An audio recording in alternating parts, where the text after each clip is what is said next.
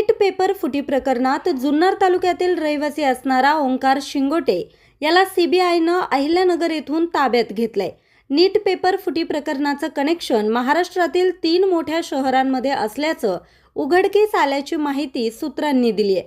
Paper फुटी संदर्भात नाशिक येथील डॉक्टर शुभम खैरनार याला सीबीआयनं ताब्यात घेऊन त्याची चौकशी केली आहे. त्यानंतर पुणे येथील वाघोली परिसरात राहणारा धनंजय लोखंडे याला देखील अहिल्यानगरमधून सीबीआयनं ताब्यात घेतलंय.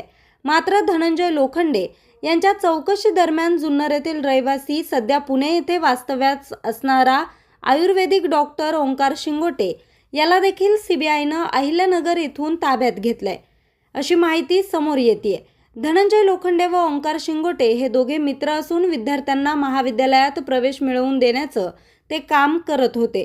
मात्र नीट परीक्षा पेपर फुटी प्रकरणात धनंजय लोखंडे बरोबरच ओंकार शिंगोटे याचा देखील हात असल्याची माहिती मिळते. न्यूज रिपोर्टर निलेश शिंदे, आज 24 तास, जुन्नर.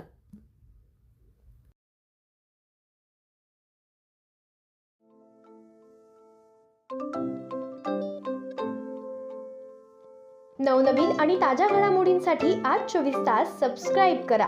त्याचबरोबर बेल आयकॉनवर क्लिक करा आणि मिळवा आमच्या बातम्यांच्या नोटिफिकेशन्स. तसेच आज 24 तासची प्रत्येक बातमी आपल्याला कशी वाटली हे कळवा. लाईक करून, कमेंट करून आणि आमच्या बातम्या शेअर सुद्धा करा.